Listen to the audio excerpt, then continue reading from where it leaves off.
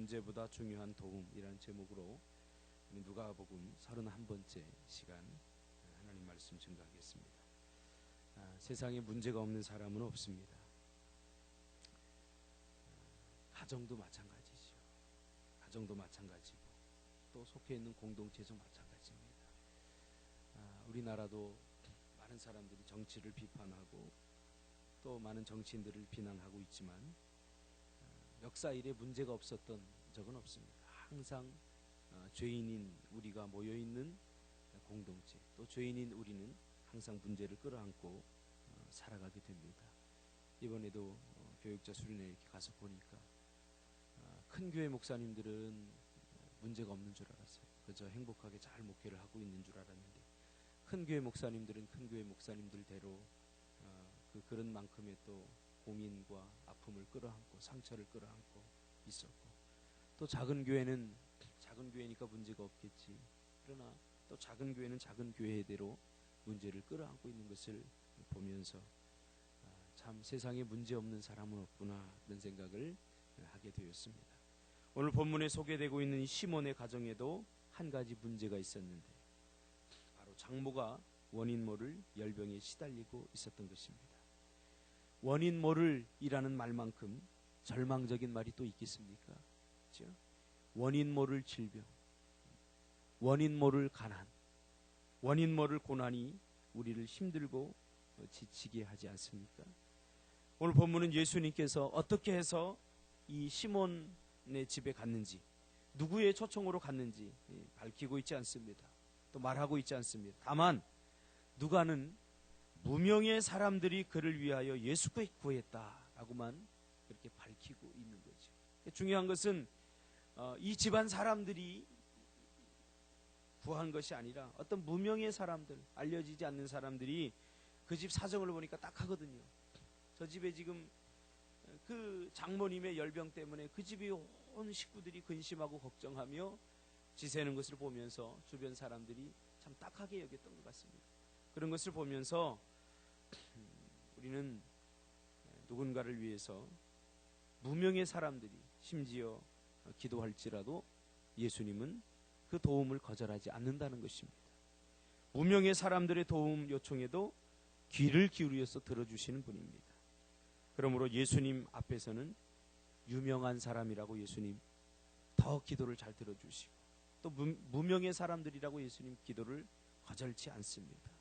예수님은 모든 구하는 자의, 모든 도움을 요청하는 자의 기도를 들으시고, 심지어는 자신이 도움을 요청하지 않더라도 주변 사람들이 도움을 요청하더라도 그 도움 요청을 거절하지 않으신다는 사실입니다.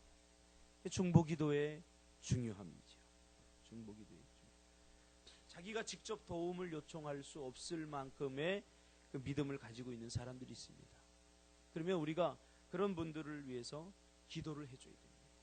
그렇죠? 이 중보기도의 중요성에 대해서 다시 한번 본문을 통해서 우리가 깨닫게 됩니다. 그러므로 우리가 나만을 위해서 기도할 뿐만 아니라 다른 사람들을 위해서도 우리가 기도해야 됩니다. 중요한 것은 문제가 아니라 우리가 누구에게 도움을 구하고 있는가. 여러분은 누구의 도움을 기다리고 있습니까? 누구의 도움을 받으면 문제가 해결될 수 있을 것 같습니까? 누가 도와주면 여러분이 그토록 원하는 그런 문제들이 다 해결될 것 같습니까? 중요한 것은 누구에게 기대고 있는가, 누구의 도움을 기다리고 있는가 하는 것이죠. 모든 문제의 원인과 모든 문제를 해결할 수 있는 예수님의 도움을 기다리는 자들이 되시기를 주님의 이름으로 축복합니다. 이번에도 가서 어떤 목사님과 이야기하는데 어떤 분이 도와주시면 다 해결될 것 같다고 그렇게 생각을 해서 하나님께 기도했답니다. 그랬더니 그분이 도와줘도 또 여전히 그 문제는 다시 일어나더라는 것입니다. 그러면서 고백하기를 하나님이 도와주셔야 된다. 하나님이 도와주셔야 된다. 하나님이 도와주시면 다 끝나버립니다. 그 모든 문제의 원인을 정확히 알고 있기 때문에 우리는 돈의 문제인 것 같고, 또 사람들과의 갈등의 문제인 것 같고, 관계의 문제인 것 같고, 그래서 필요할 때마다 그런 것들을 구하지만, 그래서 사람들에게 돈이 필요하면 돈이 있는 사람이 가서 도움을 요청하지만, 그러나 뒤돌아 보니까 그 문제가 그것이 아니었다는 거죠. 그래서 우리가 그 문제의 원인을 정확히 아시는 분인 하나님께 도움을 구하는 자가 행복한 자임을 믿으시기를 바라고요. 그렇게 해서 하나님께서 그 문제의 정확한 원인을 찾아서 그것을 해결해 주실 때에 그것은 일시적인 도움이 아니라, 일시적인 해결이 아니라 영원한 해결책이 될 수 있다는 것을 우리가 깨닫게 됩니다. 그러므로 우리가 환난 중이나 고난 중에, 어려움 중에도 낙심하거나 좌절하지 말아야 될 것은 성령께서 지금도 말할 수 없는 탄식으로 우리를 위해서 중보 기도해 주신다는 사실입니다. 그렇죠? 우리가 때로는 기도할 수 없을 만큼 힘들 때가 있지 않습니까? 영적으로 곤고해질 때가 있지 않습니까? 그럴 때에도 주무시지 아니하시고 졸지 아니하시는 그 성령님께서 우리를 위해서 친히 간구하고 계시다는 사실입니다. 그리고 그 하나님은 우리의 도움을 거절치 않습니다. 오늘 본문을 보니까 그 주변 사람들의 도움을 거절치 아니하시고 예수님께서 그 시몬의 집을 방문해서 그 장모의 열병을 고치시는데, 누가는 그 고치시는 장면을 아주 독특하게 표현을 하죠. 열병에 걸렸는데 원인을 모르는 거예요. 근데 그 열병을 고치는데 어떻게 고칩니까? 열병을 꾸짖으시다. 병을 꾸짖는 거지. 의인법을 쓰고 있습니다. 열병이 사람입니까? 꾸짖는 거죠. 열병이 말을 알아듣습니까? 그런 것도 아닌데 꾸짖지. 그것은 누가만의 아주 독특한 통찰력 있는 그러한 분석이죠. 예수님은 모든 문제의 원인, 즉 질병의 원인을 분명하게 아셨다는 거죠. 모든 질병이 사단으로부터, 마귀로부터 오는 것은 아니지만, 그러나 지금 이 시몬의 그 장모의 질병은 분명히 사단으로부터 왔다 하는 것을 예수님께서 분명히 보셨던 것입니다. 그렇죠? 모든 감기가 다, 모든 질병이 다 사단으로부터 오는 것은 아닙니다.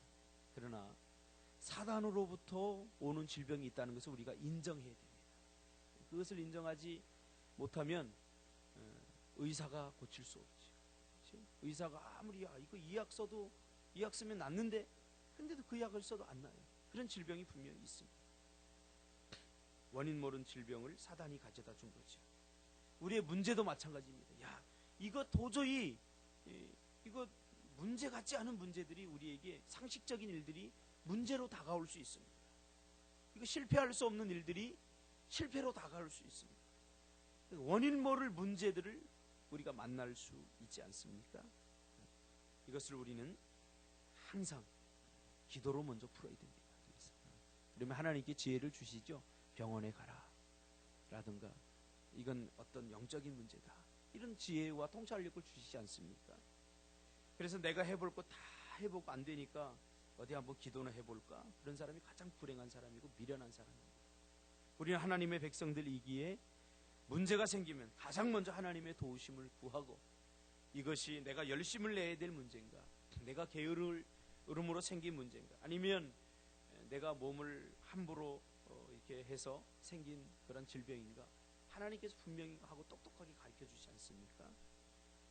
이것은 하나님의 백성들에게서 일어나는 대부분의 문제가 영적인 문제일 수도 있다는 것을 우리에게 보여주고 있습니다. 그래서 예수님은 질병을 향해서, 보여지는 그 질병을 향해서 꾸짖은 것이 아니라 질병을 가져다 준 원인이 따로 있다는 거죠. 사단이라는 거죠. 그래서 사단을 꾸짖는 거예요. 그 질병을 가져오게 한 배후의 영, 사단을 향해, 인격적인 영인 그 사단을 향해서 예수님께서 꾸짖는 거죠. 단순히 질병을 향해 꾸짖은 것이 아니라는 것을 우리가 깨닫게 되는 거죠.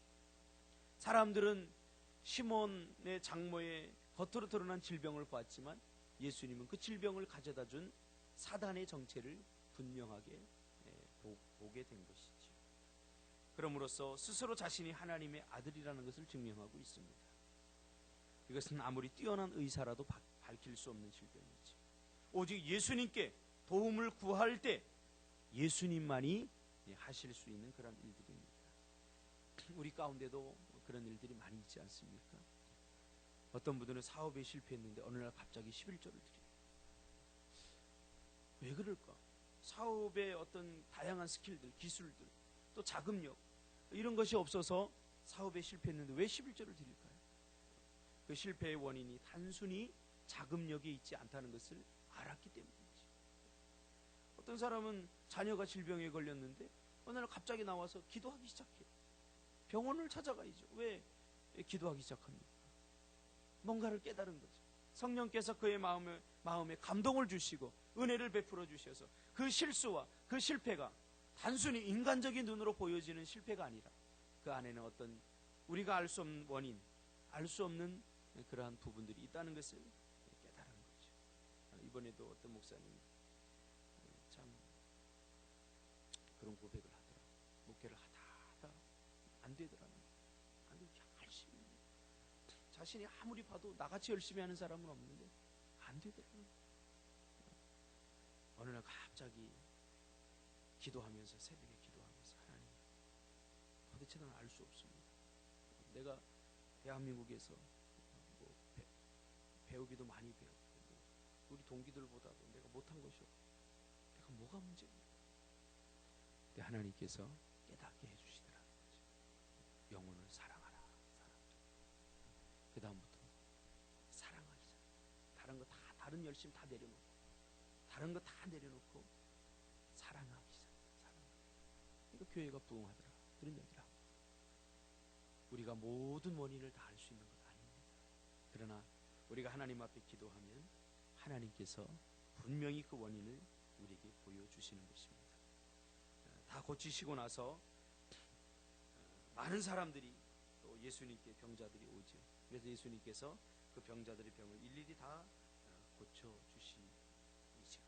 그러자 그 귀신들이 떠나가면서 뭐라고 얘기합니까? 마지막에 당신은 하나님의 아들입니다.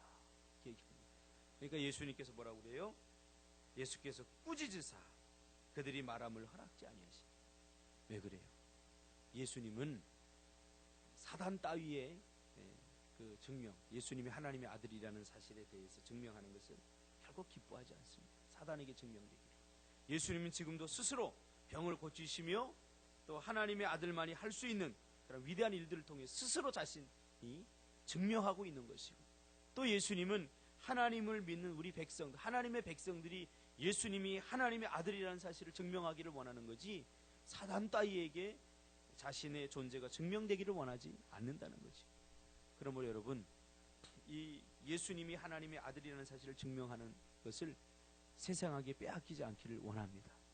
여러분들이 예수 잘 믿고 말씀대로 성경대로 예수 믿어서 성공도 하시기 바랍니다. 그게 증명해야 돼요.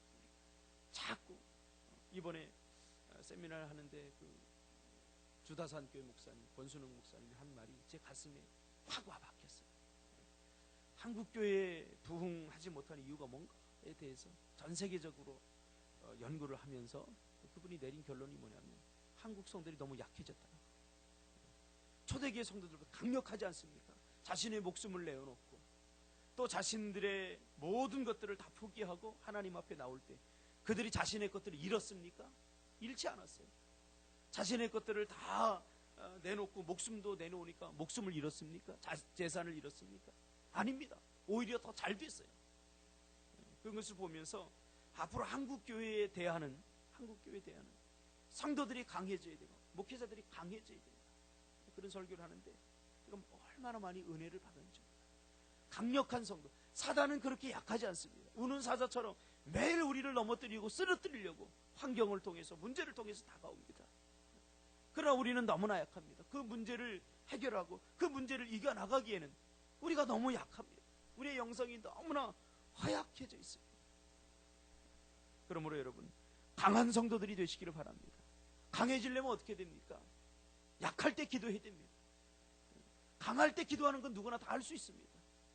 기도하고 싶지 않을 때 기도해야 됩니다. 예배 드릴 수 없을 만큼 심각한 영적 침체에 빠졌을 때 그때에도 예배해야 됩니다. 예배해야 됩니다. 그러니까 이번에 가서 몸이 좀 이렇게 별로 컨디션이 안 좋았어요. 그런데 패널 토의를 하고 심포지엄을 제가 이렇게 참여해서 하고, 또 찬양인도도 제가 맡아서 하고. 근데 여러분도 아시다시피 제가 전번주에 후두염을 앓지 않았습니까? 찬양이 잘 안 나오고. 그런데 그럼에도 불구하고 뭐 청중들이 그거 압니까? 모르죠. 그래도 순종하고 이렇게 찬양을 인도하는데 목사님들이 그토록 은혜 많이 받았습니다. 영성이 느껴지는 찬양이었습니다. 그래요. 내가 할 수 없으니까, 목이 너무 아프고 이 찬양이 잘 안 나오니까 순간순간 주님을 의지할 수밖에 없더라고요. 하나님 도와주세요. 내 개인적인 일이라면 괜찮은데 이거 지금 뭐 한 100여 명의 목사님들 모여놓고 세미나를 하는데 제가 망칠 수 없지 않습니다. 하나님 도와주세요. 그러면서 기도하면서 찬양을 인도했습니다. 약하기 때문에 약한 게 아니라 약할 때 주님의 도우심을 구하지 않기 때문에 약한 것입니다. 오늘 보세요. 도움을 구하니까 예수님께서 찾아가지 않습니다. 여러분, 그러므로 문제를 기도의 제목으로 삼고 하나님의 도우심을 구하시기를 바랍니다.